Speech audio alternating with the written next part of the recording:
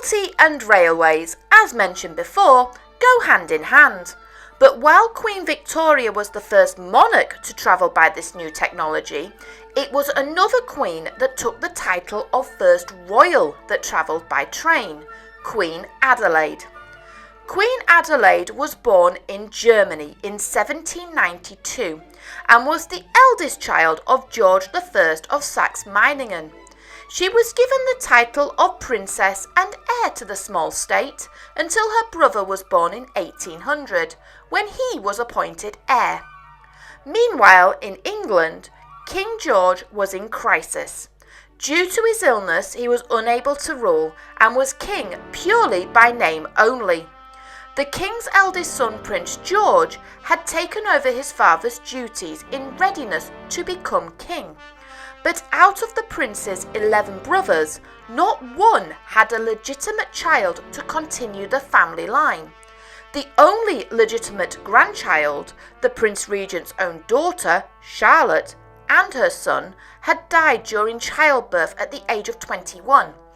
With the sons heading now into their later years of life, there was a real panic that the royal line was going to come to a swift, abrupt end.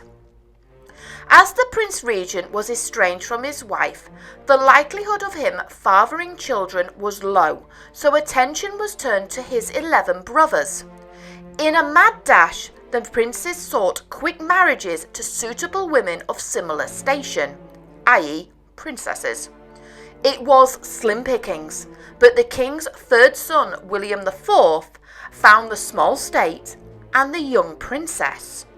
The princess was humble and homely, and 27 years younger than William, but she was willing to do her duty as well as take in the 10 other illegitimate children that William had fathered.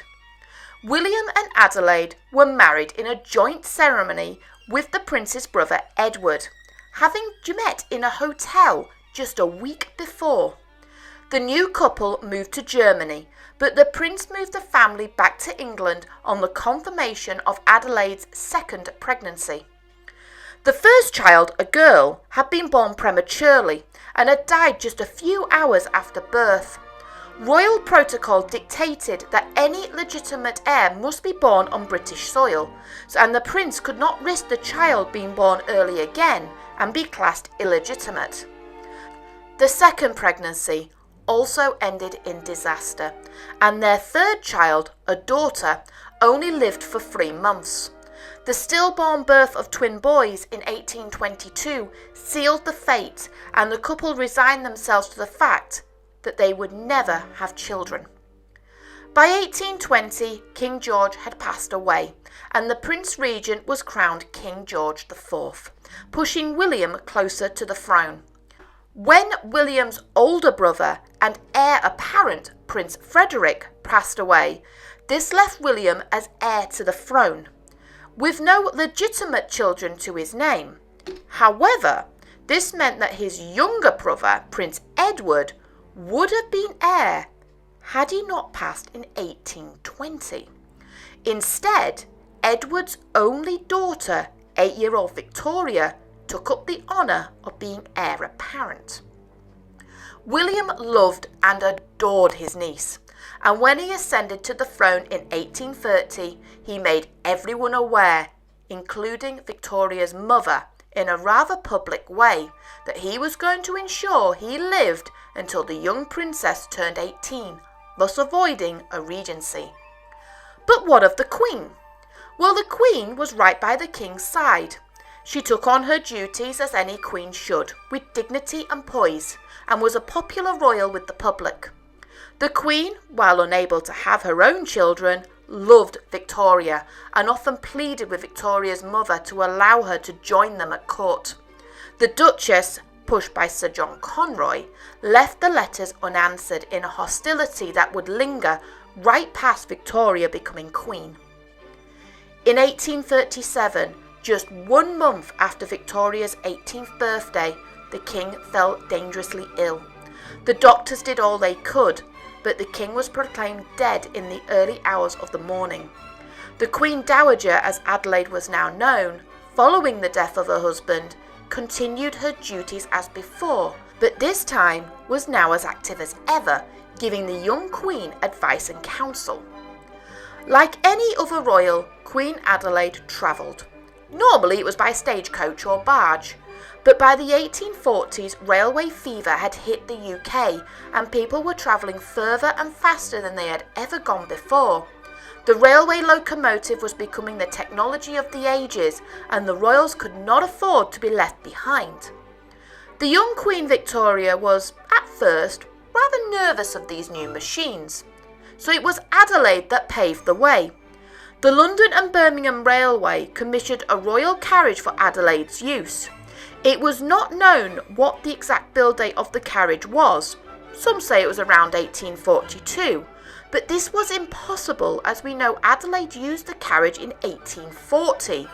So it was generally assumed that the carriage was made around 1837 and was probably a converted first-class carriage. What we do know is that the carriage body was built by Hoopers of Gough Street in London, and it was the most up-to-spec build done at the time. The frames were likely from Euston Works.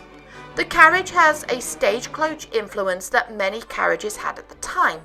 It was easier to mould a stagecoach designs that had been tried and tested throughout the years and put it on a railway chassis rather than redesign a whole new coach.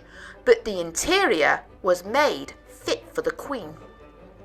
The interior was elaborately decorated and carpeted throughout and would seat 10 people comfortably.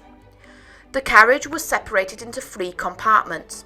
2 were used for day use and were reminiscent of what you would find in a standard road stagecoach, complete with seating area, while the compartment at the end allowed for people to sit and watch the view or move the cushions so they could lay down and relax in a purpose-built bed.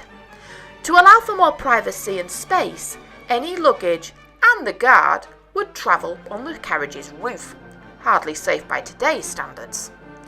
The carriages ran smoothly on the rails, but it was also sprung for extra comfort, and both the interior and exterior decorations, including gold leaf, were added by hand.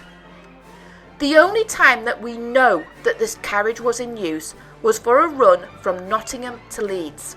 This was the first time any royal had travelled by train, and I'm sure Adelaide would have made many, many more. Sadly, these records of the carriage's use and its journeys have been lost to history.